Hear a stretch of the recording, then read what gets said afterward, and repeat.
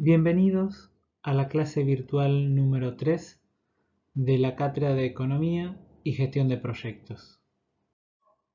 Es probable que en algún momento de sus vidas hayan tenido como interrogantes preguntas como ¿por qué durante los meses de mayor consumo bajan los precios de algunos bienes, como por ejemplo pueden llegar a ser las manzanas, mientras que los de otros suben?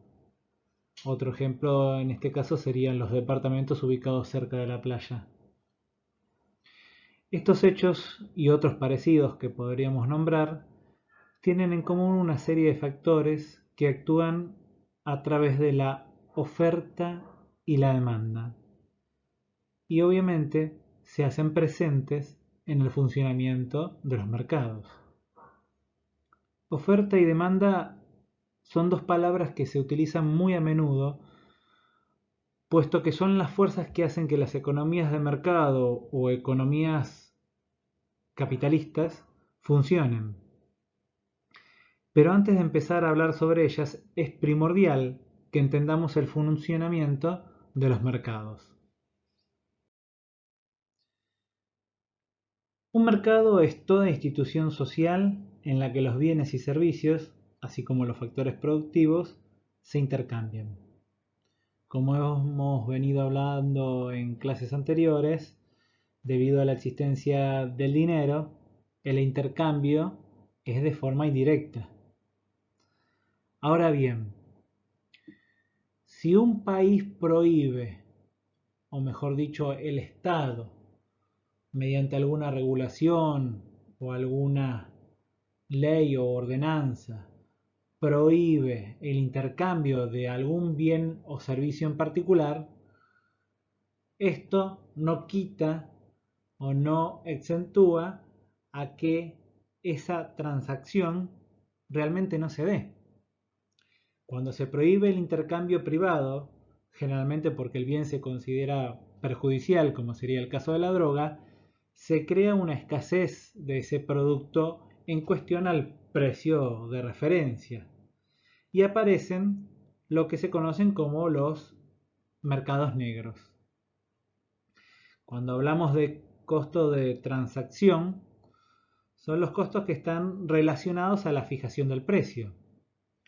Cuando son elevados, pueden ser síntoma del mal funcionamiento del mercado. En esencia, una de las cosas que les quiero transmitir es que el mercado en sí mismo es independiente del Estado. Este intercambio de bienes o servicios o de los factores productivos, mientras se dé un contexto en el cual haya alguien que quiera ofertar ese bien o servicio y alguien que quiera demandar o demande de ese bien o servicio, el mercado se va a dar.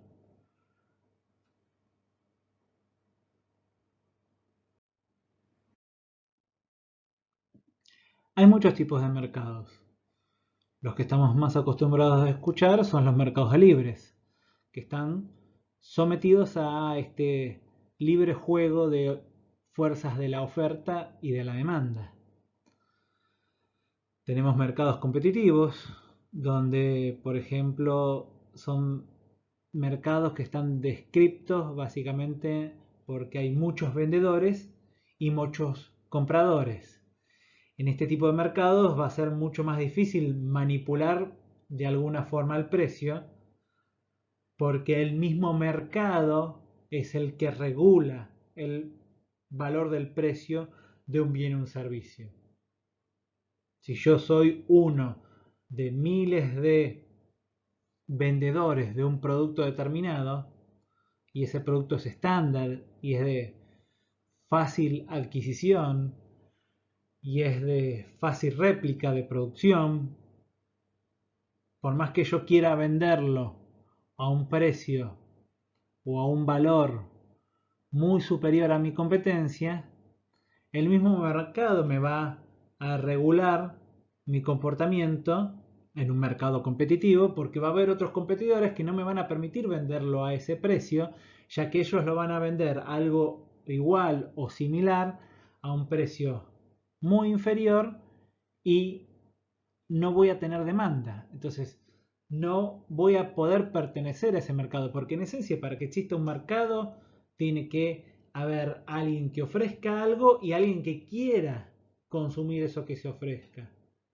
Ahora, si yo me quedo con la pata de yo tengo algo para ofrecer, pero producto del precio que estoy asociándole a ese bien o servicio, nadie va a elegirme, puesto que tiene otro competidor, tengo otra empresa que lo va a vender a un costo mucho menor y va a poder satisfacer toda la demanda que exista sobre eso. No podré yo acceder al mercado vendiendo ese tipo de producto. Esto es lo que se enmarca dentro de un mercado competitivo. También podemos ver o existen lo que se conocen como mercados intervenidos. De alguna forma, agentes externos fijan los precios. Bueno, hoy en día, y más producto de la pandemia en la cual se encuentra atravesando el mundo entero, es muy común y se ve en la Argentina principalmente, donde el Estado pone precios de referencia o fijan precios que no pueden exceder. Habrá productos como el alcohol que de la noche para la mañana, producto de la pandemia, van a ser demandados en cantidades que en una situación normal no serían dados. Esto de forma libre y sin ningún tipo de regulación externa haría que en una economía capitalista, en una economía sin ningún tipo de intervención, el precio se disparase y se regulase esta limitante que existe. Yo tengo N fabricantes. No hablemos de cuestiones en este momento, de cuestiones éticas o morales que podrían llevar a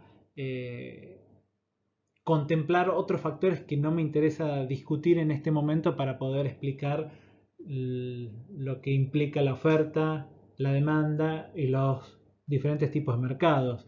Supongamos, acuérdense lo que hemos visto en otras clases también como ceteris paribus, donde dejamos únicamente una variable que se mueve y todas las más fijas. Entonces, si la única variable que se puede mover o analizar en el precio del alcohol va a ser lo que yo pueda producir y lo que el mercado demande, si de golpe el mercado empieza a demandar cantidades de 3 a 10 veces mayores, por decir un número, quienes se dedican a fabricar, teniendo una capacidad operativa, una capacidad de planta, otro concepto que ya hemos visto, y no pudiéndola incrementar, el mercado se verá regulado de forma tal que el precio aumentará para que baje la demanda. Y es así, de esta forma, como si no hubiese un mercado intervenido respecto, por ejemplo, al alcohol,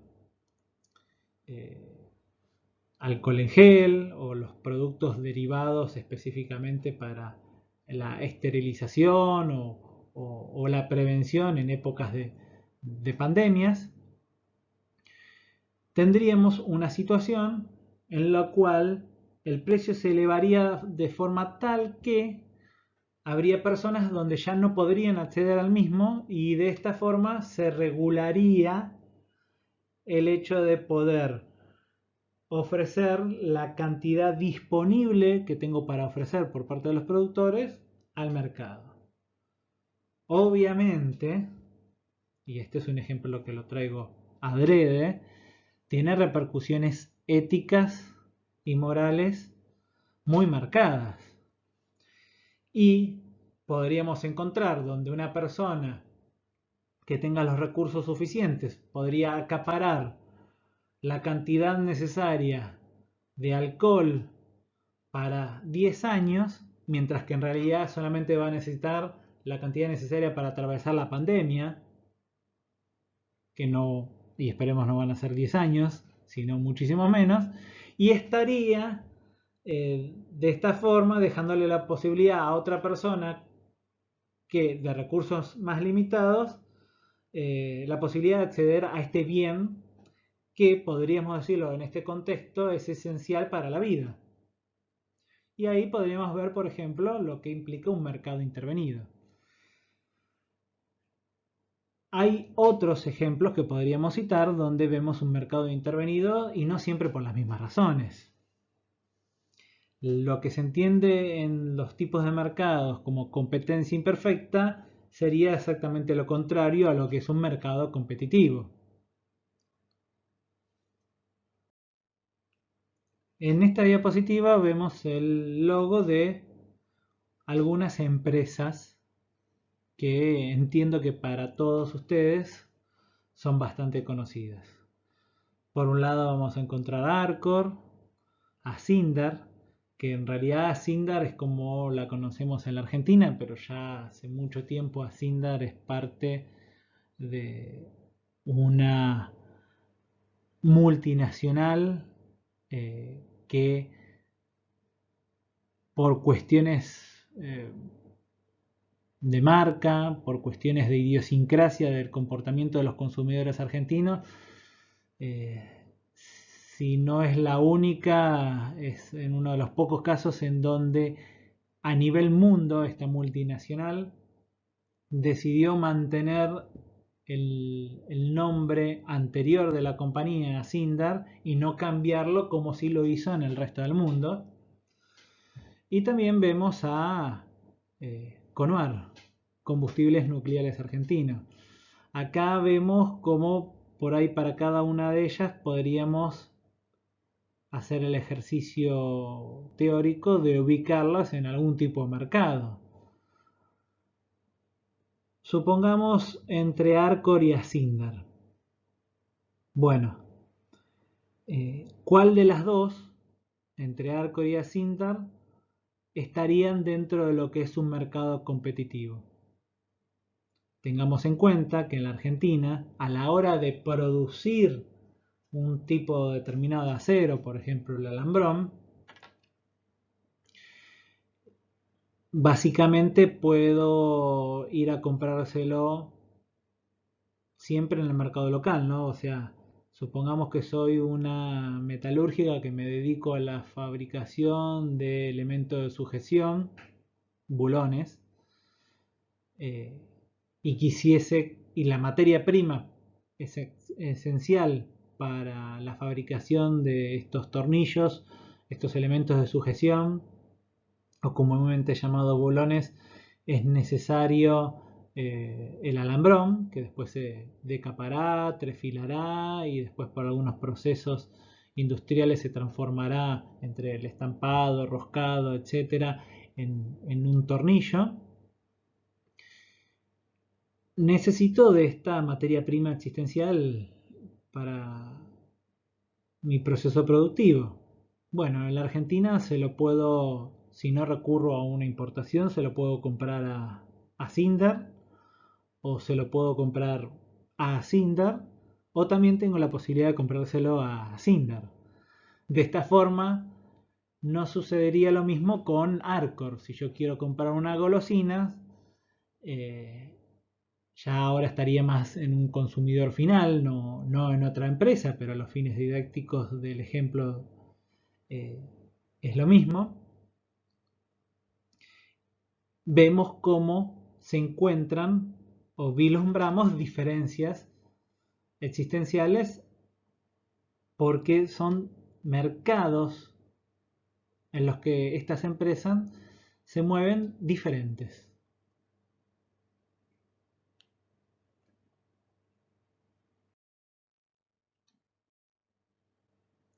es así como ya me permito adentrarnos en lo que se conoce como la ley de la demanda. Ven que en esta diapositiva está bien claro que en algún punto para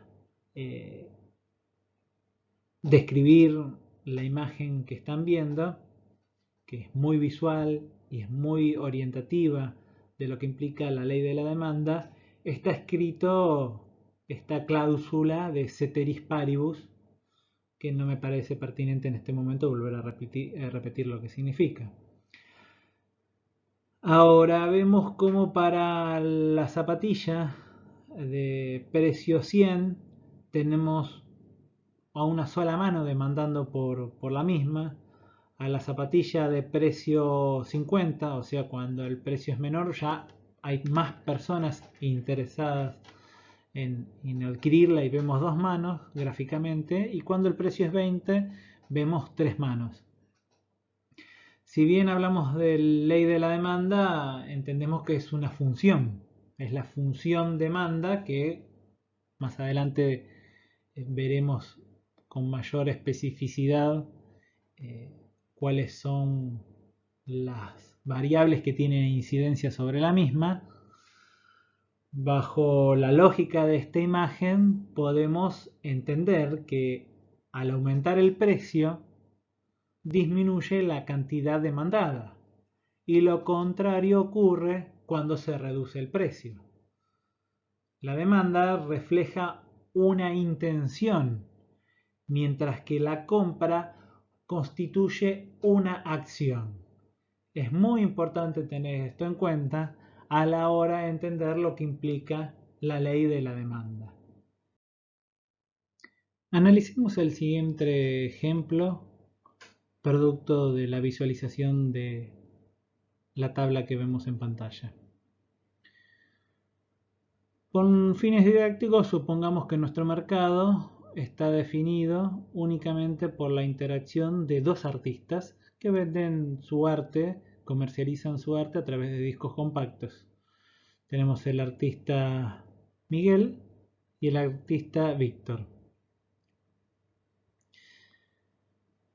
Por otro lado, vemos cómo para diferentes precios de los discos compactos, de un disco compacto, vamos a ver cómo esto, acuérdense de vuelta, cláusula ceteris paribus, cómo el analizar únicamente la variable precio tiene impacto en la cantidad de discos comercializados, la cantidad de discos que van a ser demandados por el mercado, tanto de Miguel como de Víctor.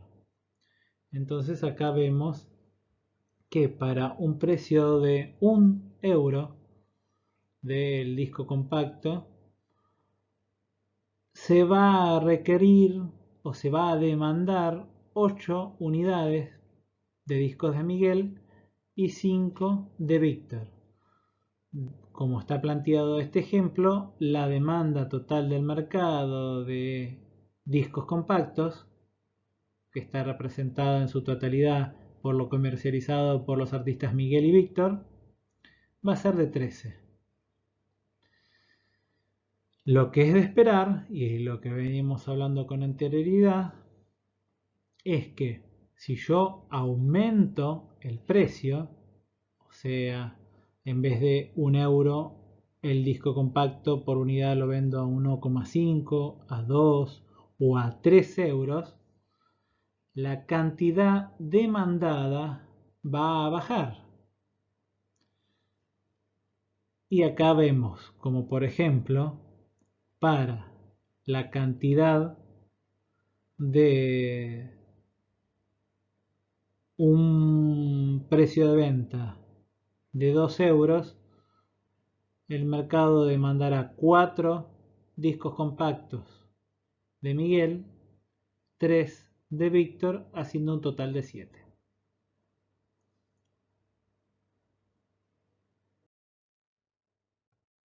Esto mismo lo podemos representar gráficamente, donde vamos a ver la demanda de Miguel, la demanda de Víctor y obviamente por la suma de las dos obtendremos la demanda del mercado.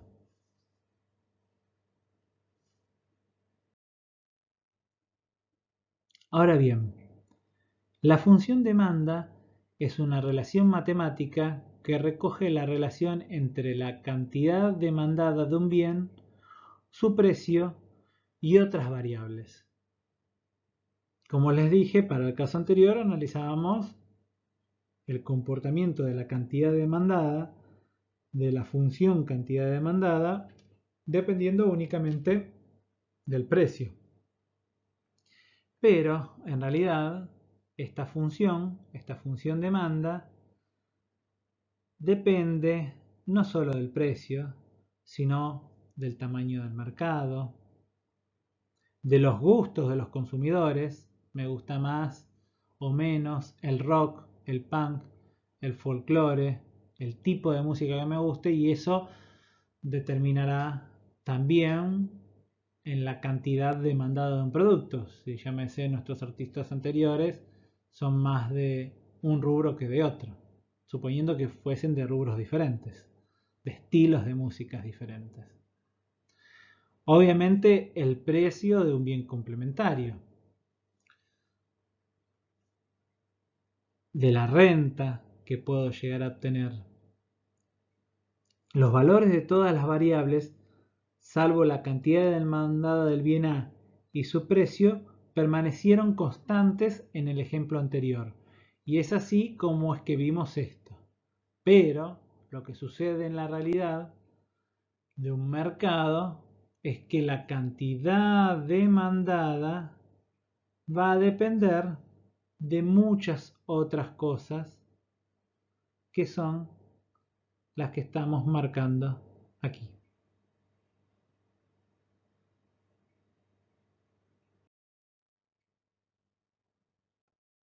Volviendo a la imagen anterior, sería lógico preguntarnos por qué una relación inversa entre el precio del bien y la cantidad demandada. Hay que entender primero lo que se conoce como el efecto renta. El efecto renta hace referencia a que cuando los precios suben y la renta monetaria permanece fija, ¿qué estamos diciendo cuando decimos renta monetaria? Nos estamos haciendo la idea de, por ejemplo, lo que es la beca de ustedes, mi sueldo, los ingresos por familia, cuestiones que ya hemos estado viendo en clases anteriores. Entonces, volviendo, cuando la renta monetaria permanece fija, la renta real de los consumidores se reduce y es probable que adquieran una menor cantidad de casi todos los bienes, incluido el bien cuyo precio se ha incrementado. Esto es fácil de verlo para generalmente un argentino en estas épocas. Si todos los precios de los bienes esenciales y no esenciales, bienes de lujos y los diferentes tipos de bienes que vamos a profundizar más adelante, incrementan su precio, y por otro lado mis ingresos permanecen constantes, voy a tener un menor poder adquisitivo. Otro efecto que es importante analizando la función demanda es el efecto sustitución.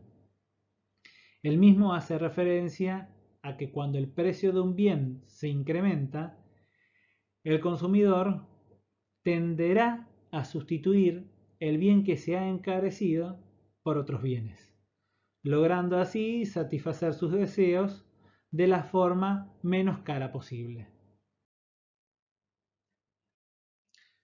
Viendo desde el punto de vista matemático a esta curva demanda, podemos ver que de los factores distintos del precio que desplazan la curva, Los más importantes son la renta o ingreso de los consumidores, los precios de los bienes relacionados, los gustos o preferencias de los consumidores, el tamaño del mercado o el número de consumidores. Veamos esto mismo, pero de forma gráfica. Todo cambio que aumente la cantidad que desean adquirir los compradores a un precio dado desplaza la curva de demanda hacia la derecha. Cualquier cambio que reduzca la cantidad que desean adquirir los compradores a un precio dado desplaza la curva hacia la izquierda. Ahora bien, hay que diferenciar y tener bien en claro que una cosa es analizar un desplazamiento de las curvas, por ejemplo en este caso de la curva demanda hacia la derecha o a la izquierda, y qué puede llevar a hacer que se desplace la curva para uno u otro lado, o como por ejemplo en la gráfica de la derecha, la curva de demanda ante alteraciones en los factores tales como la renta puede hacer o considerarse que desde esta curva se desplace a la derecha aquí, a esta otra, que pase desde D sub 0 a D sub 1, pero también tengo que considerar un tipo de movimiento diferente, que es movimientos a lo largo de la curva de la demanda. Este tipo diferente de movimiento es el causado por alteraciones en el precio del bien que estamos considerando y es a raíz del cual partimos desde nuestro primer ejemplo. Resumiendo, es diferente un movimiento o desplazamiento de la demanda de la curva en sí misma, tanto a la derecha como hacia la izquierda, como movimientos de desplazamiento sobre la curva.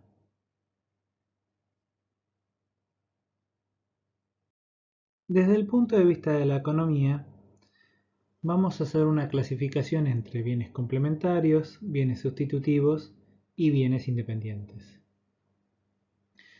Respecto a los bienes complementarios, podemos imaginarnos una impresora con sus respectivos cartuchos que son los insumos que la hacen funcionar, ergo se venden por separado. Entendemos entonces que los bienes complementarios, cuando aumenta el precio de cualquiera de ellos, se reduce la cantidad demandada del complemento, cualquiera sea el precio. Con esto que estamos diciendo, que si aumenta el precio de venta de mis impresoras, se va a reducir la cantidad demandada de cartuchos para esta impresora.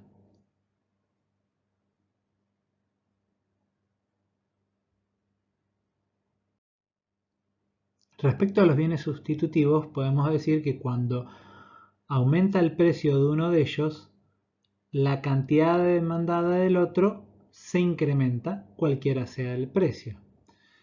Como ejemplo tenemos en este caso una pizza y también una comida que se puede considerar como bien sustitutivo, un pollo al espiedo. Si los fines de semana o para algún acontecimiento suelo consumir pizzas o pollo al espiedo, en el caso que considere o vea que en el mercado el precio de las pizzas han aumentado, me voy a trasladar al consumo del bien sustitutivo si el mismo no hubiera aumentado su precio.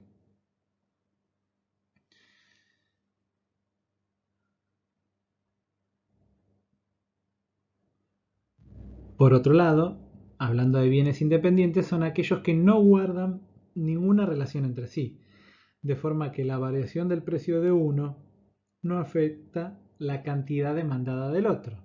Es de esperar también que si aumenta el precio de un bien recreacional como lo puede ser un kayak, no tenga relación alguna con el precio de bien de, por ejemplo, un alimento como puede ser las papas.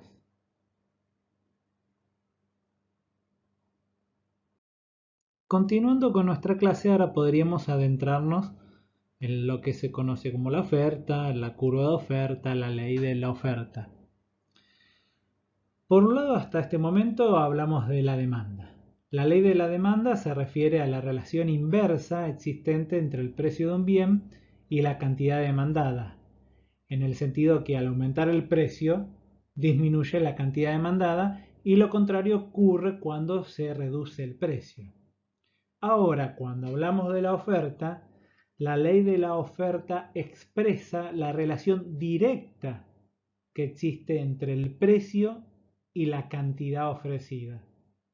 Al aumentar el precio, se incrementa la cantidad ofrecida. Hay que diferenciar entre ofrecer, que es la intención, y vender, que es el hecho. La oferta recoge las intenciones de venta de los productos. De forma similar a como trabajamos la tabla anterior, ahora podemos visualizar la tabla correspondiente a la oferta. En este caso, habla de la tabla de ofertas de los vendedores Disco Joven y Disco Fan, que nos indican cuántos discos compactos ofrece cada uno. La oferta del mercado, que en nuestro caso solo está integrada por las dos empresas, estas dos compañías, Disco Joven y Disco Fan, es la suma de las ofertas de los vendedores, de la misma forma que hicimos con la demanda, análogamente. La curva de oferta del mercado se halla sumando horizontalmente las curvas de ofertas individuales, en nuestro caso de estos dos vendedores, Disco Fan y Disco Joven. Para eso vemos que para el precio de 1 euro, la cantidad de discos compactos ofrecidas por Disco Joven es nula y la cantidad de discos compactos ofrecidas por Disco Fan es 1, haciendo una oferta total del mercado de 1. Para el valor de 1,5, Disco Joven ofrece 2, Disco Fan ofrece 2 y tenemos una oferta total del mercado de 4. Para una oferta a un precio de 3, la oferta total del mercado será 13.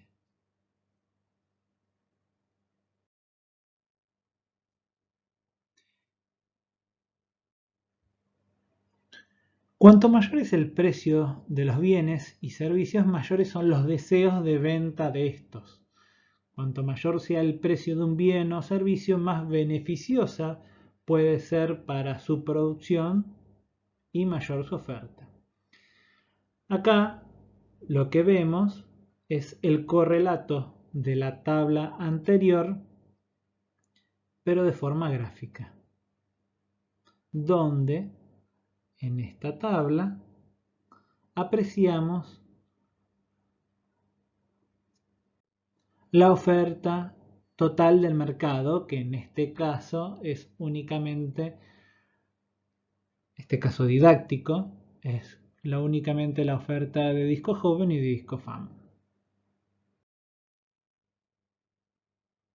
Algo importante a tener en cuenta es lo que se conoce como la ley de rendimientos decrecientes.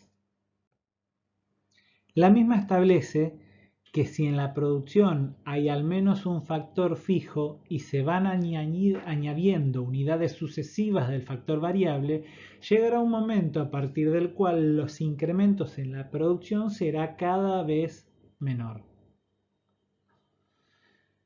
Ejemplo como esto lo podemos ver en una obra. No por tener más obreros en una construcción necesariamente el trabajo se realice de manera más rápida y eficiente. Piensen en la falta de espacio y en la no posibilidad de realizar las tareas correctamente. Una mayor cantidad de obreros hará que el nivel de producción disminuya por cantidad de obrero empleado.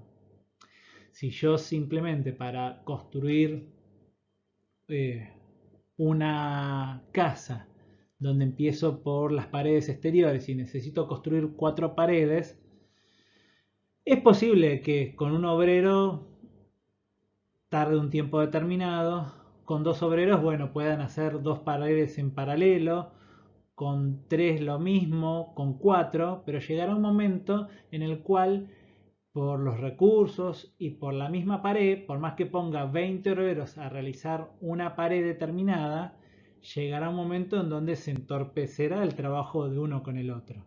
Entonces, cada vez que agregue más obreros, si bien será creciente la función, no crecerá de la misma forma.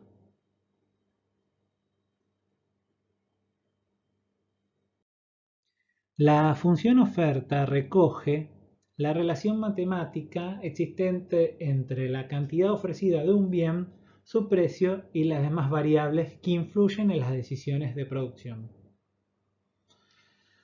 De manera análoga a lo que habíamos visto con la función demanda, acá podemos ver cómo la cantidad ofrecida depende del precio del bien, de la tecnología, del número de empresas del mercado, del precio de los factores productivos. Hablando sobre los desplazamientos de la curva de oferta, podemos analizar las variaciones de las otras variables distintas al precio. ¿Qué provocará un desplazamiento de la curva oferta en otras palabras? El precio de los factores productivos, ejemplo, reducción de los precios de los fertilizantes. La tecnología existente, ejemplo, mejora tecnológica que puede reducir costos de producción. El número de empresas oferentes, ejemplo, puede ser un producto de lo atractivo de un precio. Si este producto tiene un alto valor de venta, seguramente existe la probabilidad que muchas empresas estén interesadas en fabricar o vender ese producto. Los desplazamientos de la curva oferta también pueden ser, como veíamos en la anterior curva de demanda, hacia la izquierda o hacia la derecha. De la interacción entre la curva oferta y la curva demanda, vamos a poder encontrar el equilibrio del mercado. Dado un precio de equilibrio, cuando el precio es inferior, hay un exceso de demanda, o sea, hay escasez, lo que tiende a elevar a este precio.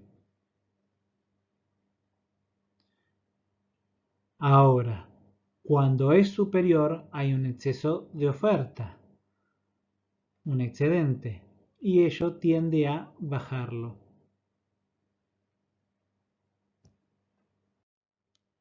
Luego, por ende, en un mercado libre los precios tienden a desplazarse hacia el nivel de equilibrio. Acá es donde podemos ver cuál es el punto de equilibrio y la cantidad de equilibrio para la interacción de estas dos curvas, la curva de oferta y la curva de demanda. Entonces se establece un precio de equilibrio de 2 para una cantidad de equilibrio de 7. Si yo tuviese una curva de oferta diferente o una curva de demanda diferente, o tuviese un corrimiento de la curva oferta o demanda, un desplazamiento hacia la derecha o hacia la izquierda, obtendría un nuevo punto de equilibrio. Esto entonces es lo que se conoce como la ley de la oferta y la demanda, la cual establece que el precio de un bien se ajusta para equilibrar la oferta y su demanda.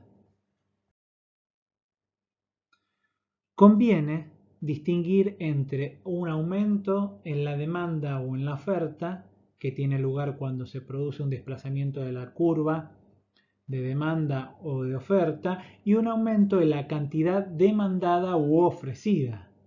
En este último caso, lo que tiene lugar es un movimiento a lo largo de la curva de demanda o de oferta.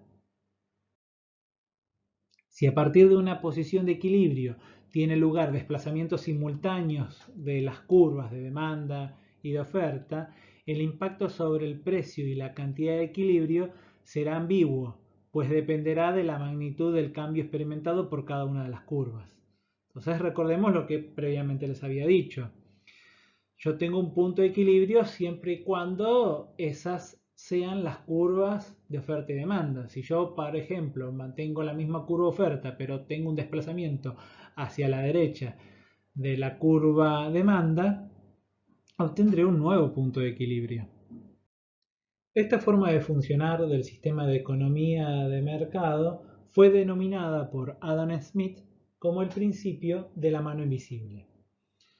En esencia, este principio establece que cada individuo, al actuar egoístamente, persigue su propio interés personal. De hecho, se comporta como guiado por una mano invisible, de forma que se alcanza lo mejor para todos. En alguna clase anterior ya hemos hablado de lo que sucede, por ejemplo, habíamos dado el ejemplo de una papelera que por llevar adelante su proceso productivo puede estar contaminando un río y ese río afectar la economía aguas abajo respecto a la agricultura o demás tareas económicas o hechos económicos que se pueden suceder en esto. Entonces, de esta forma, si dejamos al mercado completamente libre y que se guíe únicamente por su propio egoísmo, ya hemos analizado lo que puede darse. La polarización de estos ejemplos uno los lleva básicamente con una finalidad didáctica. No existe, ni en economías muy capitalistas como puede ser Estados Unidos o como podemos imaginarnos en Estados Unidos, un total libre mercado. Hay políticas intervencionistas, el Estado interviene. Podrá intervenir más o podrá intervenir menos. Tendremos economías muy disímiles una de las otras de, por ejemplo, cómo actúa este planificador central, por ejemplo, el Estado. En algunos mercados, el gobierno interviene fijando precios máximos y en otros fijando precios mínimos. Acá podemos encontrar situaciones donde el precio máximo fijado no sea relevante o sí sea relevante. Supongamos la situación de la izquierda, en donde para la producción y comercialización de una vacuna determinada tenemos una curva oferta y una curva demanda, el cual tiene un punto de equilibrio dado por el mercado de 50.000 unidades a un precio de 6 euros. Si yo fijo o pongo un precio máximo de 8, no habrá implicancia alguna y por eso este precio máximo se clasifica como no relevante. Ahora, en este mismo ejemplo, pero suponiendo que el Estado fija un precio máximo de 4 euros, veremos que la cantidad demandada va a ser de 75.000 y la cantidad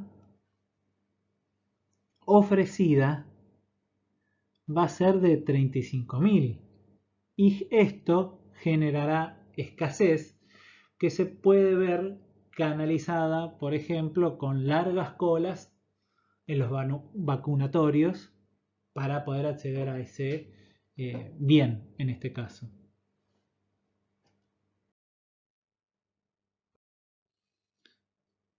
Como les decía, cuando hay escasez, debido al establecimiento de un precio máximo, se desarrollará algún mecanismo que permita racionar la oferta existente al precio fijado por el gobierno.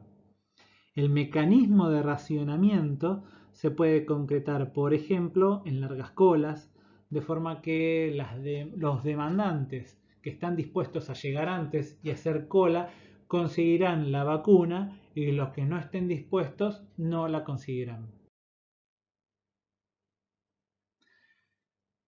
Analicemos el efecto de un precio máximo a corto y a largo plazo en el mercado de alquileres. En el gráfico A, que es este, se muestran los efectos a corto plazo del control de los alquileres. El precio máximo impuesto solo provoca una pequeña escasez de vivienda. En el gráfico B se muestran los efectos a largo plazo del control de los alquileres.